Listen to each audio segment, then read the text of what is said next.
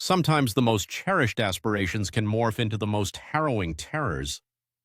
This is Albert's narrative, a cautionary account that will fundamentally alter your perception of romantic connection. Please share in the comments section where you're viewing this from. The aircraft's wheels met the runway in Manila at precisely 47 minutes past 11 in the evening. Albert disembarked into the thick, warm night air, his roughened hands clutching a solitary black travel case. At 59 years of age, he believed he had experienced everything life had to offer.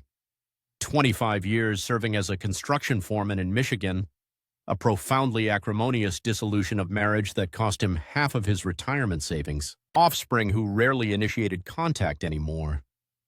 Yet, as he stood there in the Ninoy Aquino International Airport, enveloped by unfamiliar tongues and a sea of unknown faces, Albert experienced a sensation he hadn't felt in decades: optimism.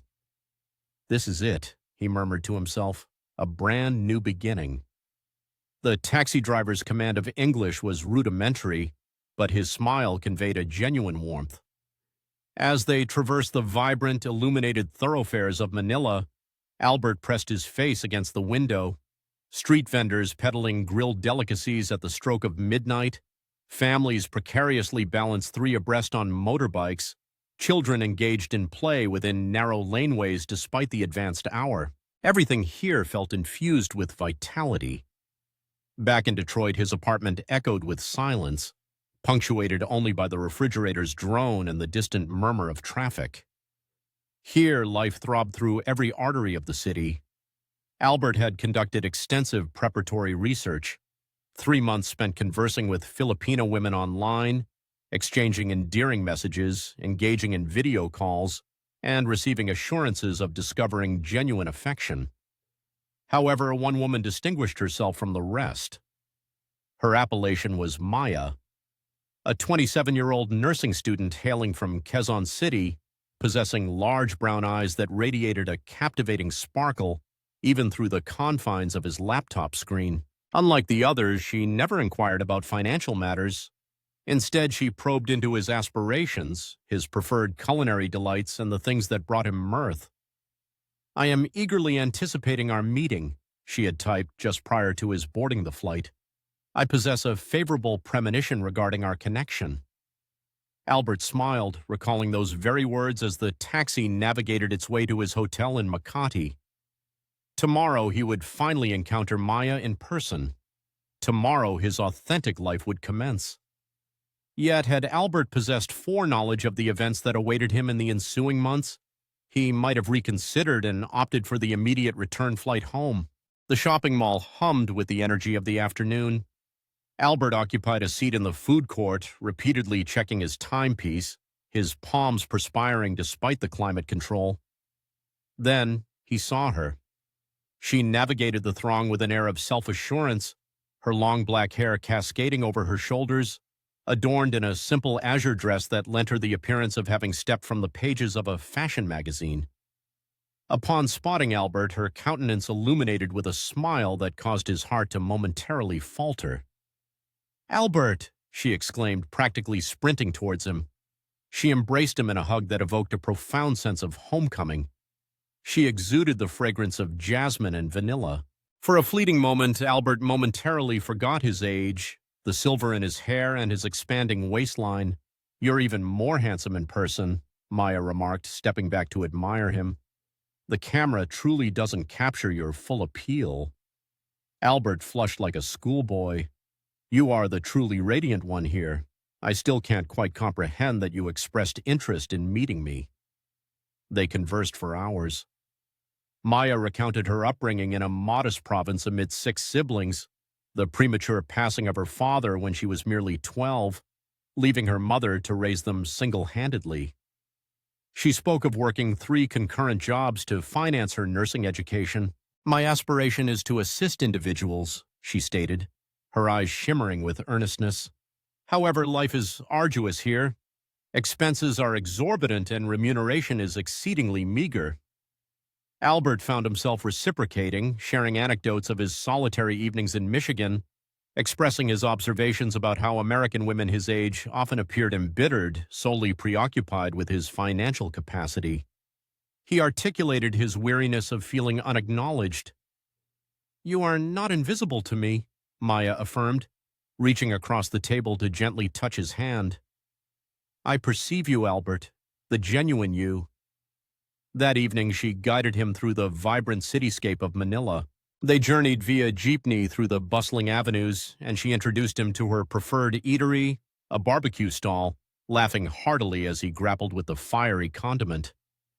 They posed for numerous selfies at Rizal Park, her demeanor suggesting immense pride in being seen with him, as if he were a celebrated figure. "My companions will find it unbelievable that I am dating a handsome American," she giggled, scrolling through the captured images on her mobile device. Albert experienced a sensation absent for years, a feeling of being desired, needed, and vibrantly alive. Over the subsequent 2 weeks, they were virtually inseparable. Maya would collect him from his hotel each morning, brimming with enthusiasm and meticulously planned activities for the day. They explored Intramuros, embarked on boat excursions across Manila Bay, and wandered through the labyrinthine lanes of Chinatown. But it was the quiet interludes that resonated most deeply with Albert. The way she would lean against him while they observed the sunset, the comforting clasp of her hand as they strolled, as if fearful of his imminent disappearance. "I have never experienced emotions like these before," she confessed one evening as they sat on the hotel balcony. "Is it utterly outlandish that I am already contemplating a future together?" Albert's heart pounded erratically. "No," he responded, "it is not at all outlandish." And in that profound moment, gazing into Maya's eyes amidst the twinkling urban panorama of Manila spread out below, Albert made a decision that would irrevocably alter the trajectory of his existence. However, certain choices, irrespective of their perceived correctness at the time, precipitate unforeseen repercussions. 3 months later, Albert found himself residing in a leased condominium unit in Quezon City. The dwelling, though modest, was their shared sanctuary. Maya had virtually relocated her entire life there, bringing her clothing, her academic texts, and her aspirations of becoming a registered nurse. Life felt akin to a waking dream. They would greet each morning together, sharing breakfast on their compact balcony, overlooking the bustling street below.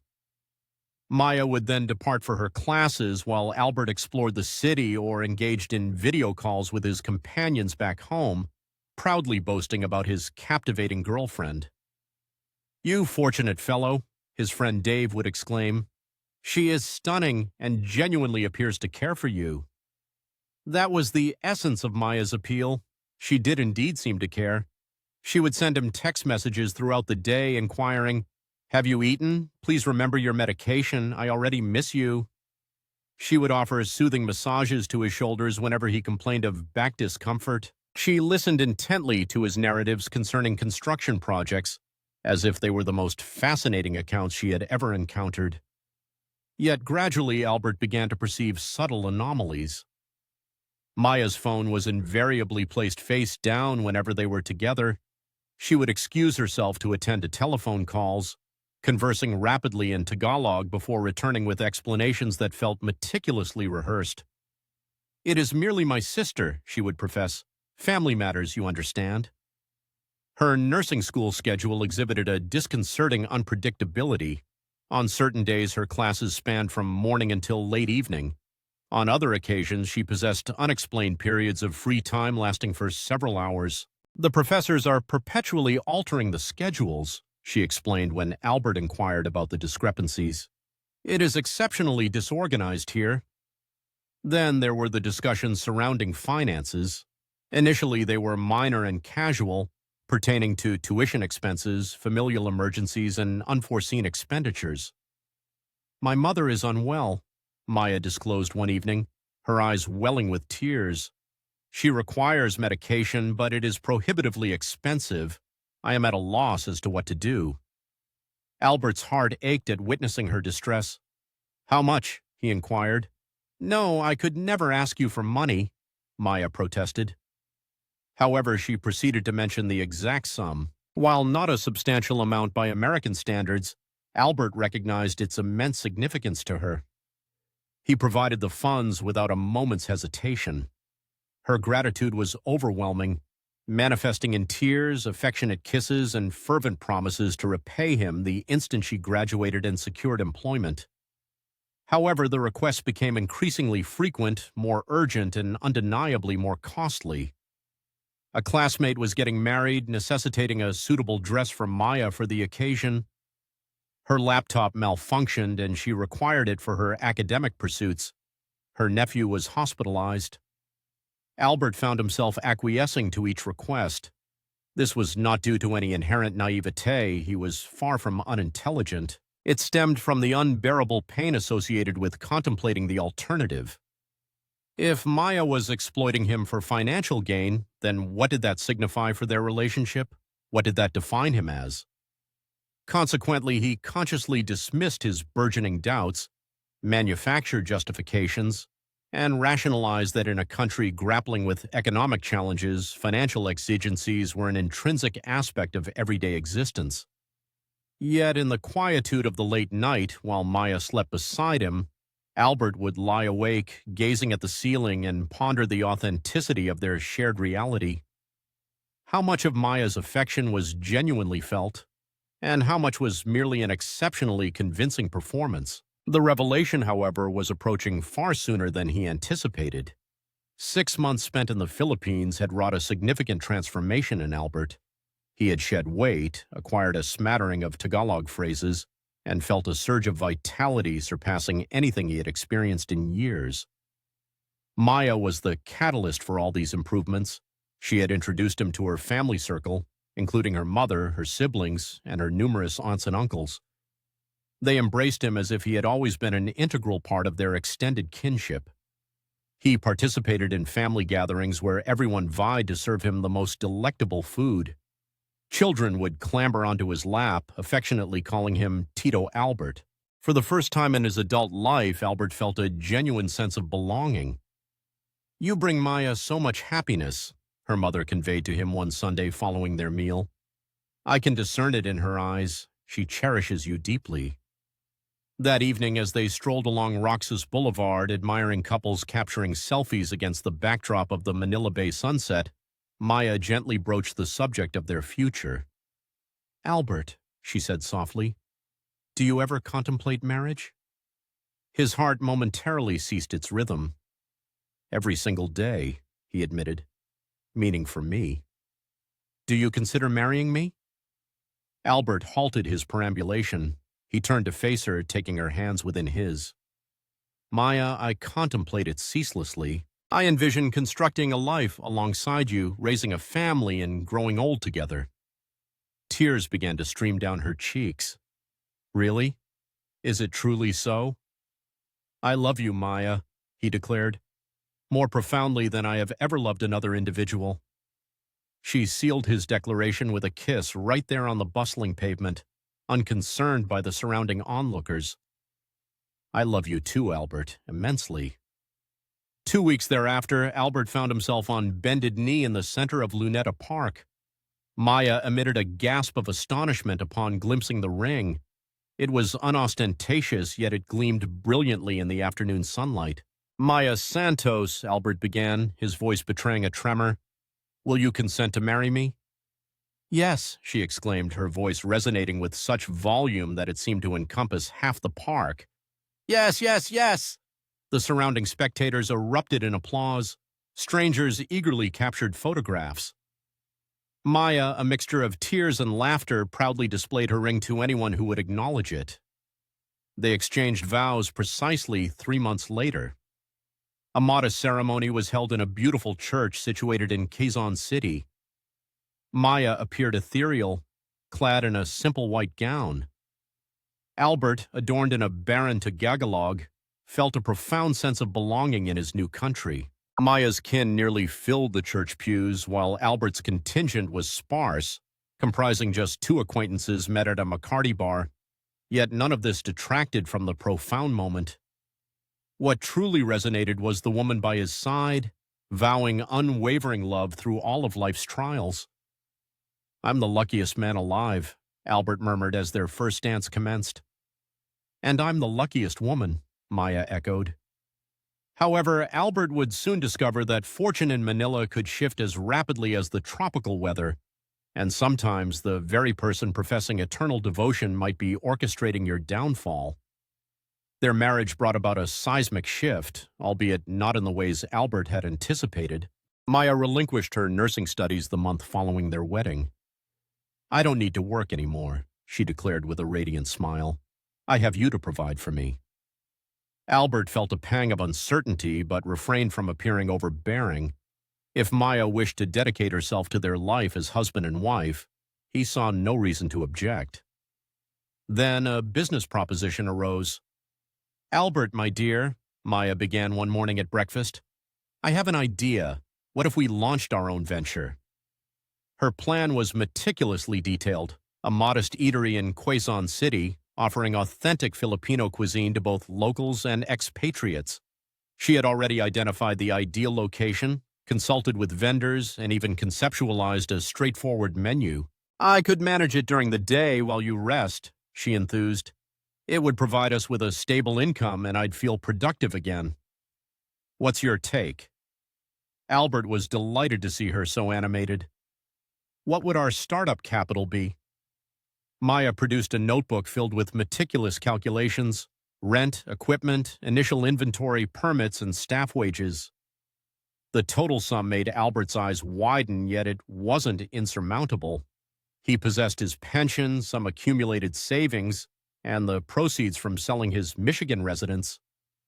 That's a substantial amount, he stated cautiously. I understand, but Albert, this could secure our future, our autonomy. We wouldn't have to fret about finances any longer. She displayed photographs of the prospective site on her phone, a small storefront situated on a bustling thoroughfare, excellent foot traffic, a reasonable rental rate. It appeared genuinely promising. All right, Albert conceded finally. Let's proceed. Maya's shriek of delight was so potent it could have roused the entire neighborhood. She embraced him tightly, showering his face with kisses. You won't regret this. I give you my word. We are destined for great success. The ensuing weeks were a blur of administrative tasks and financial transactions. Due to prohibitions on foreign ownership of businesses in the Philippines, all registrations had to be under Maya's name. Albert dutifully signed document after document, entrusting his wife with the finer details. It's merely a formality, Maya reassured him. You remain the true proprietor. I'm simply the name on the paperwork. Albert transferred $45,000 from his American bank account to their joint account in Manila. This represented the bulk of his remaining savings, but Maya's vision of their future resonated deeply. The restaurant, christened Maya's Kitchen, opened 6 weeks later, its bright red signage a beacon, the aroma of adobo wafting into the street. Maya enlisted her cousin for culinary assistance and a friend's daughter to attend to patrons. During the initial days, Albert made frequent visits to observe operations. Maya was invariably occupied, exuding cheerfulness and brimming with anecdotes about the clientele. Business is improving, she'd inform him. Word is getting out. Give it a few more weeks and we'll be realizing significant earnings. However, after the first month, Maya began to discourage his visits. Darling, there's no need for you to come by so frequently, she'd say. You're retired, you should be relaxing, not worrying about the restaurant. I have everything completely under control. Albert valued her autonomy. She was his wife, his business associate. If she asserted that all was well, he accepted her word. Yet on occasion, late at night, when Maya believed him asleep, Albert would overhear her hushed conversations in Tagalog, punctuated by nervous laughter.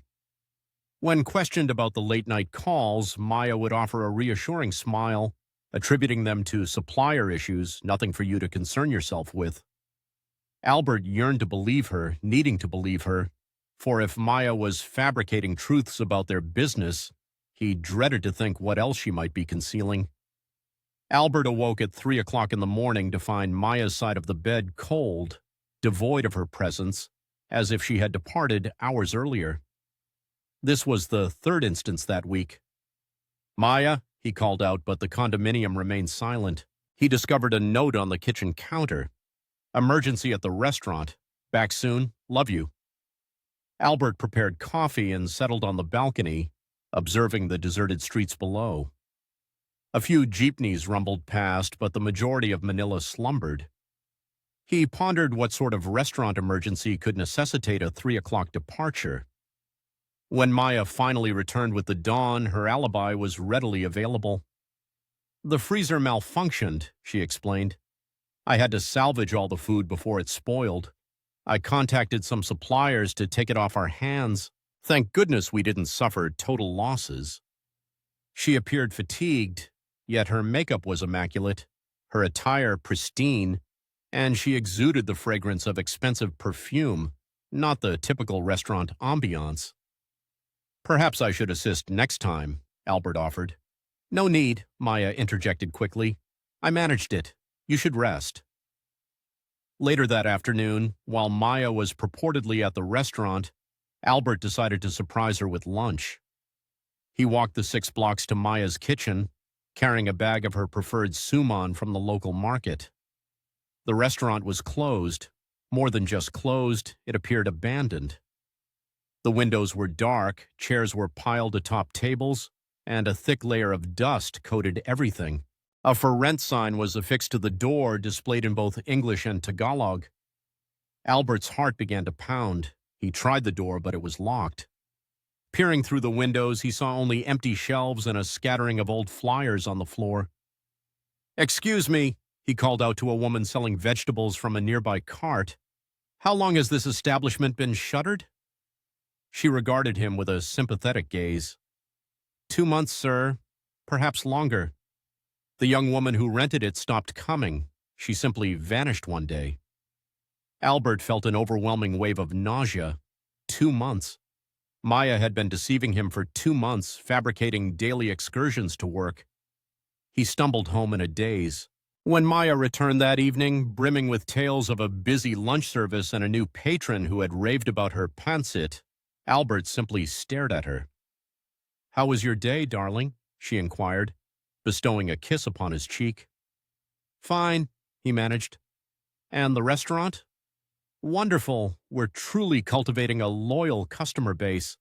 I believe we'll soon see substantial profits." Albert nodded and offered a smile, though inwardly he was screaming. That night, after Maya had fallen asleep, Albert did something he had never imagined doing. He went through her phone. It didn't take long to discover what he sought. Messages exchanged with an individual named Ryan. Hundreds of them. Intimate exchanges. Photographs that turned Albert's stomach. Arrangements for clandestine meetings at hotels, discussions about their shared future, references to eliminating the old man. The most recent message, sent earlier that day, read, "Can't wait to see you tonight, baby. Hotel room is ready." Albert read it 3 times before its full impact registered. While he was uncovering the restaurant's closure, Maya was arranging another rendezvous with her boyfriend. He scrolled back through weeks of messages, and a disturbing timeline emerged. Maya had been involved with Ryan since before their wedding, possibly even before Albert's arrival in the Philippines. The restaurant had never genuinely commenced operations. Maya had absconded with his $45,000, presumably to give to Ryan, spend on lavish hotel stays and shopping sprees, or squirrel away for their joint future. Albert placed the phone down, his hands trembling. He gazed at Maya, sleeping peacefully beside him, and for the first time since setting foot in the Philippines, he saw her with absolute clarity. Not as the devoted wife he believed he had married, nor as the struggling nursing student requiring his support, but as a stranger, a beautiful, perilous stranger who had masterfully manipulated him from the outset. The critical question now was, what would his course of action be? Albert remained awake for the subsequent 3 days.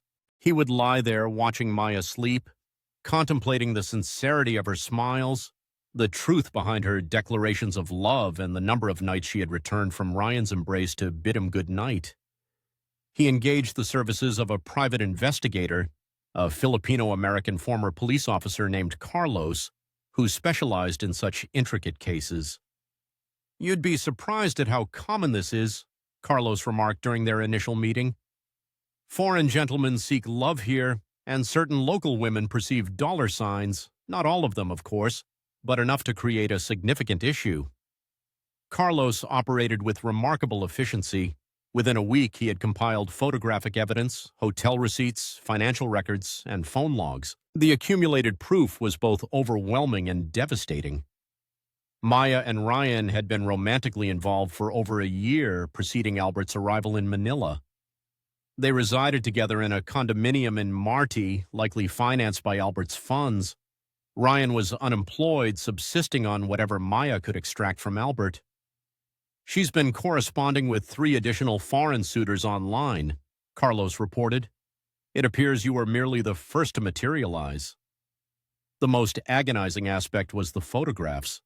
Maya and Ryan holding hands on the very streets where she had walked with Albert, sharing kisses on the same beach where she had professed her love to Albert, indulging in shopping excursions with funds Albert had allocated for emergencies.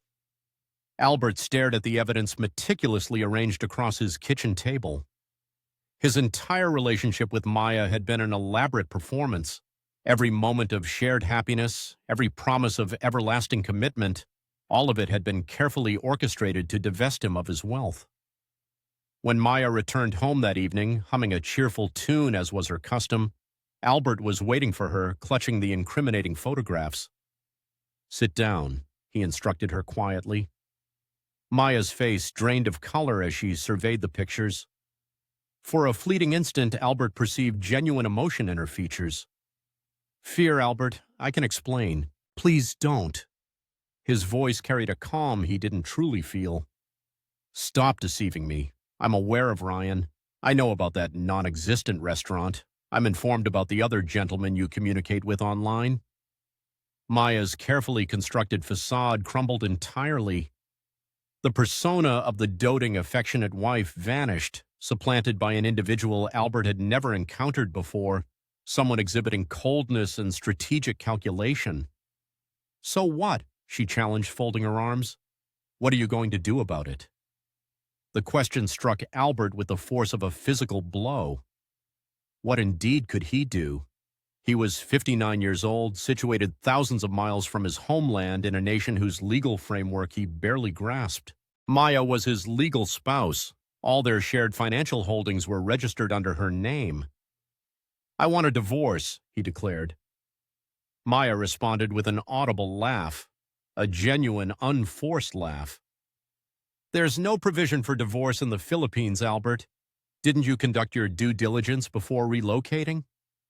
The sole recourse available is an annulment, a process that extends over many years involving legal counsel, meticulously scheduled court appearances, and expenditure of funds you no longer possess." Albert felt the net tightening around him. "The funds for the restaurant." "What restaurant funds?" Maya inquired innocently. "You gifted me that money, Albert, a loving husband supporting his wife's aspirations. Best of luck proving otherwise." She rose, her stature suddenly appearing considerably greater than her 5'4" frame. "Here's how this will unfold, Albert. You will remain silent regarding Ryan. You will continue to provide me with financial support as required.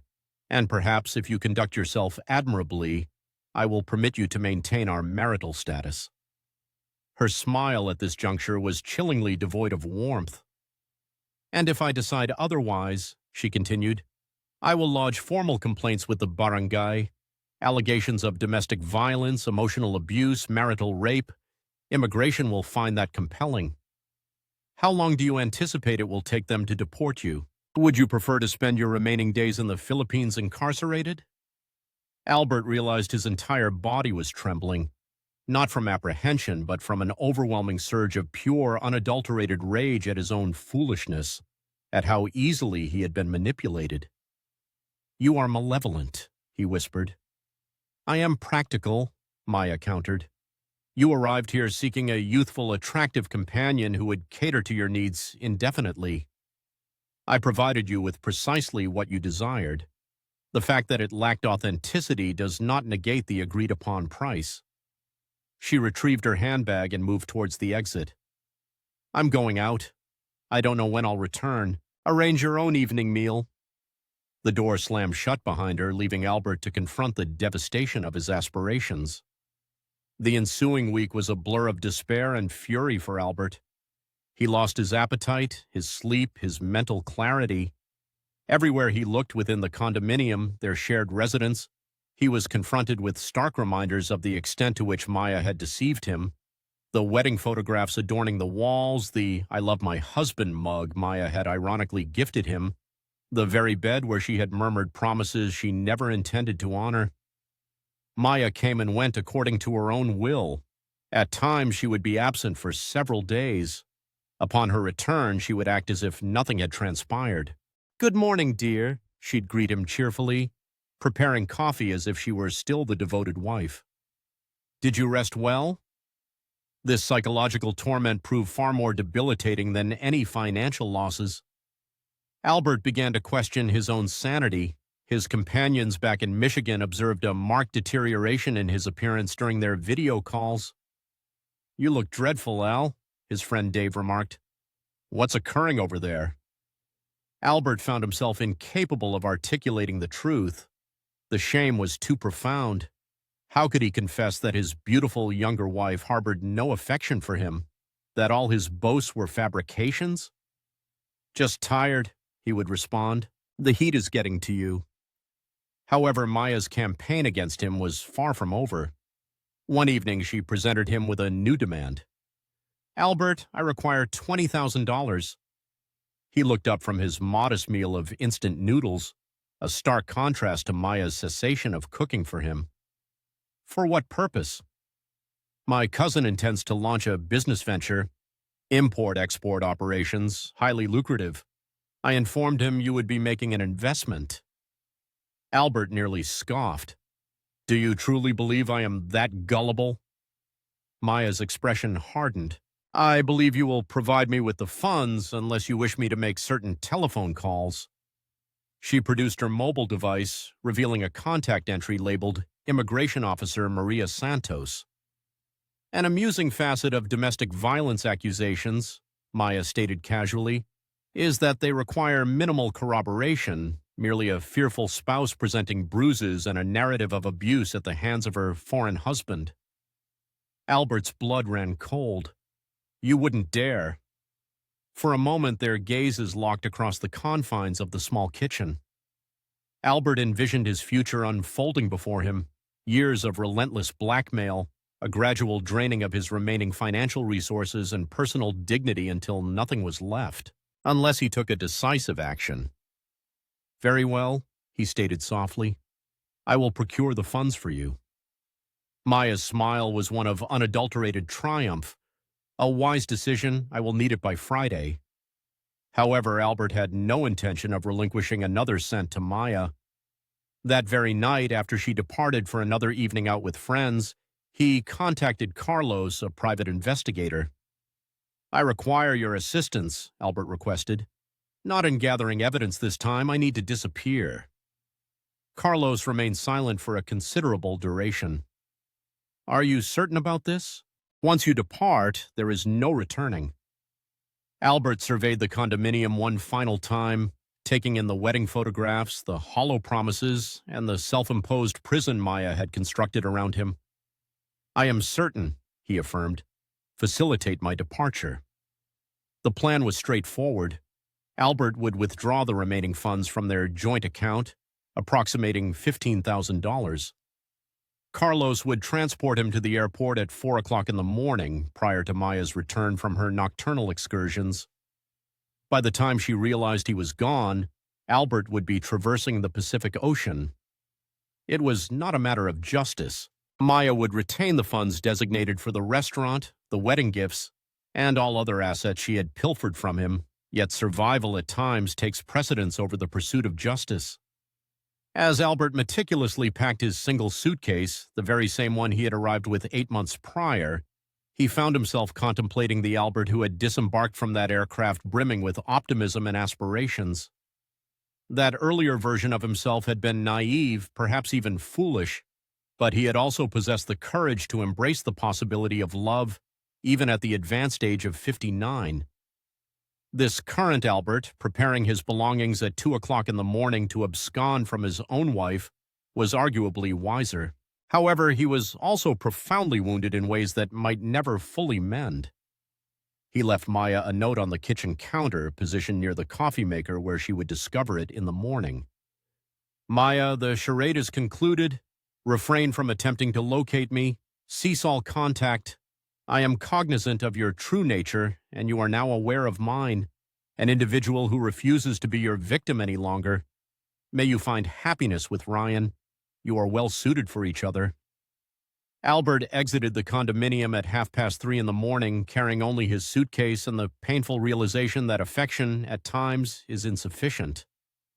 Often the person in whom you place the greatest trust is the very one who orchestrates your downfall. Yet as he entered Carlos's vehicle and observed Manila receding in the rearview mirror, Albert experienced a sensation he had not felt in months: liberation. The flight from Manila to Detroit felt akin to traversing through time. 13 hours airborne to nullify 8 months of cherished dreams and catastrophic misjudgments. Albert gazed out the airplane window as the Philippines vanished beneath the cloud cover.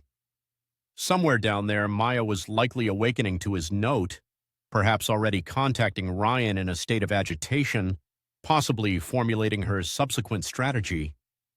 It no longer held any significance. Albert had concluded his role as her plaything.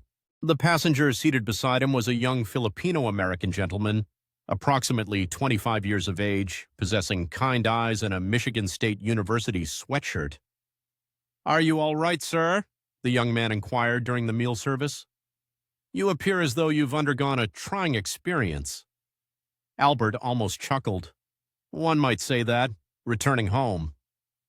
"Yes, finally," the young man responded, nodding with an expression that suggested a deeper understanding. "The Philippines can present complexities for Americans, particularly in matters of relationships." Albert regarded him more attentively. "You sound as though you possess some insight into that." "My uncle encountered a comparable situation. A different woman, an identical narrative. It cost him his entire fortune." "What became of him?" "He extricated himself, much like you are doing. Commenced anew at 62 years of age. It was arduous, but he is happier now. He married a lovely woman from his congregation, someone of his own age who genuinely cherishes him." This conversation instilled a sense of hope in Albert. Perhaps he was not the sole individual to have been ensnared by such a deceitful scheme. Perhaps a future existed beyond Maya. As the aircraft touched down in Detroit, Albert felt as though he were awakening from a feverish dream. The crisp air, the familiar inflections, the orderly cues at customs. Everything possessed a tangible reality that Manila had consistently lacked. His friend Dave collected him from the airport, posing no inquiries when Albert appeared with the same suitcase he had departed with, and a countenance that appeared a decade older. "You are welcome to stay with me for as long as you require," Dave offered as they navigated Albert's familiar neighborhood. "Sarah has prepared the guest room." Albert's own apartment had been sublet during his absence, but the tenant was scheduled to vacate at the end of the month. It would be an unusual experience to reside in his former dwelling once more, but at least it was unequivocally his. No joint ownership, no legal entanglements, no Maya. The initial weeks proved challenging. Albert would awaken at 3 o'clock in the morning, disoriented about his whereabouts. He would instinctively reach for his phone to check for messages from Maya, only to recall that he had blocked her number and deactivated his Philippine bank accounts. The shame proved the most formidable obstacle. His family sensed that something had gone amiss. One does not plan to retire to paradise only to return 8 months later without a cogent explanation. However, Albert found himself unable to divulge the complete truth. Not yet. He attributed the situation to cultural disparities, a longing for American cuisine and climate, and the realization that expatriate retirement was not suited to him. Only Dave was privy to the genuine account, and that was after Albert, under the influence of alcohol one evening, confessed everything. "Good heavens, Al," Dave exclaimed upon hearing the details concerning Maya Ryan and the fabricated restaurant. "I am truly sorry, my friend. I suspected something was amiss when you ceased engaging in video calls." "I feel so utterly foolish," Albert confessed. 59 years of age, and I was taken in like a mere adolescent. "You were taken in by what you believed was love. That is not foolishness. That is inherently human." Dave's assessment was accurate, yet it did little to alleviate the burden of his shame. Albert commenced consultations with a therapist, Dr. Jennifer Martinez, a woman in her 50s who specialized in assisting individuals in overcoming emotional distress, informed Albert during their third meeting that his experience had a name.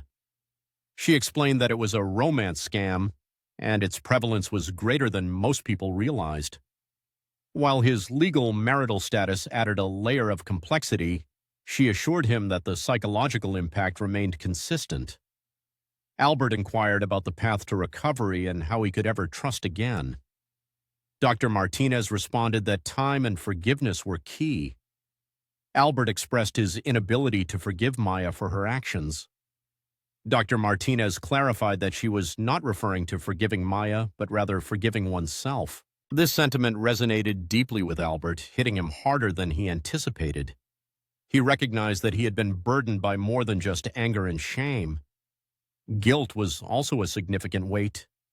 He felt guilty for his desperate yearning for affection that had caused him to overlook obvious warning signs, and for being perceived as old, lonely, and easily exploitable.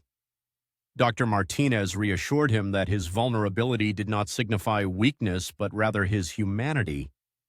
Furthermore, she pointed out that his capacity to disengage once he recognized the situation highlighted a strength far exceeding his own perception.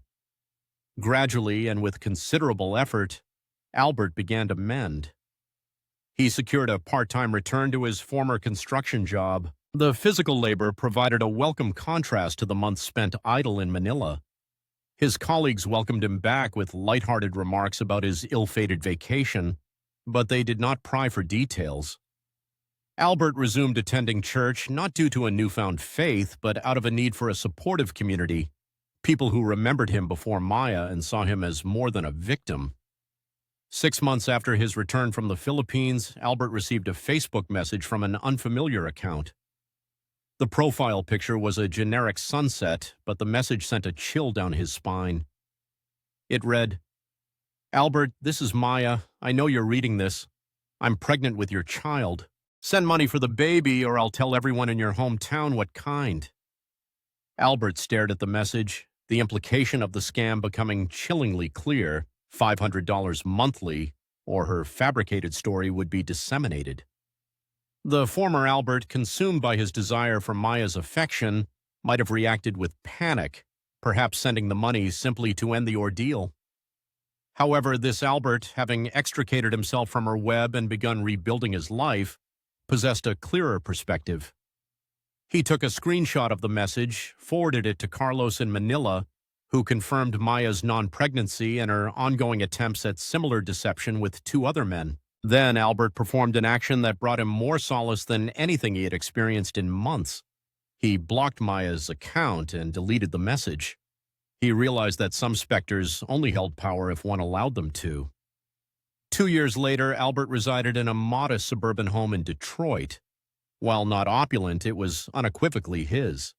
He had cautiously resumed dating, forming a connection with Carol, a widow from his church.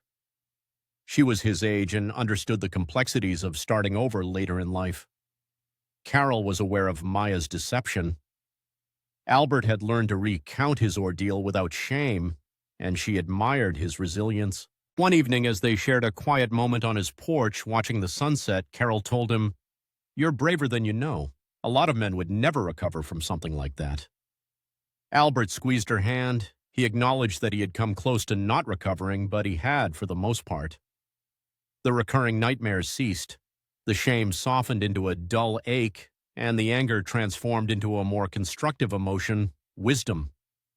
Albert began volunteering with a support group for victims of romance scams. Once a month, he would sit in a circle with others who had been deceived by fabricated affection. Men and women, young and old, were united by the shared experience of having their emotions exploited. Albert would initiate the sessions by advising new members that the situation was not their fault, emphasizing that their exploiters were professionals adept at studying vulnerable individuals like scientists studying diseases, knowing precisely what to say and how to make someone feel special. A woman named Patricia, who had lost $80,000 to a man she met online, raised her hand, questioning how she could have been so foolish, given the obvious warning signs. Albert nodded, recalling his own repeated self-recrimination. He explained that it was because they wanted to believe in love, and that desire was not foolish but fundamentally human. He cautioned that the true tragedy would be allowing these experiences to extinguish that capacity for love permanently. Albert's narrative began to extend beyond the support group. A local news station featured a segment on romance scams, and Albert agreed to an interview. His face was obscured and his voice altered, but his message remained potent. Love should not entail financial ruin, and genuine affection does not come with a price tag. The television interview gained significant traction, and Albert received hundreds of messages from individuals sharing their own harrowing experiences. Men who had lost their life savings to women in foreign countries, and women who had been victimized by fabricated personas of soldiers, doctors, and businessmen all came forward. The sheer scale of the problem was staggering, with billions of dollars lost annually to romance scams and thousands of lives shattered by false promises and empty affections. Albert decided to document his journey in a book titled Fool's Paradise: How I Lost Everything to Fake Love and Found Myself Again. While not a runaway bestseller, it reached those who most needed to read it. One review in particular deeply moved him. "This book saved my life. I was on the verge of sending my retirement fund to a woman in Colombia whom I believed loved me. After reading Albert's story, I hired a private investigator instead. It turned out she was married with 3 children. Thank you for your courage in sharing your shame so others don't have to live it." Albert kept a copy of that review on his desk as a constant reminder that his pain had served a valuable purpose. 3 years after escaping Manila, Albert received an unexpected email from Carlos, the private investigator who had assisted him. Carlos informed him that Maya had been arrested the previous week for immigration fraud, facing multiple charges. It transpired that she had been running scams against 6 different foreign nationals concurrently. Both she and Ryan were facing significant prison sentences due to their greed and subsequent carelessness. Albert read the email twice, anticipating a sense of satisfaction, justice, or vindication. Instead, he felt a profound sadness for Maya, who had squandered her intellect and beauty on causing harm.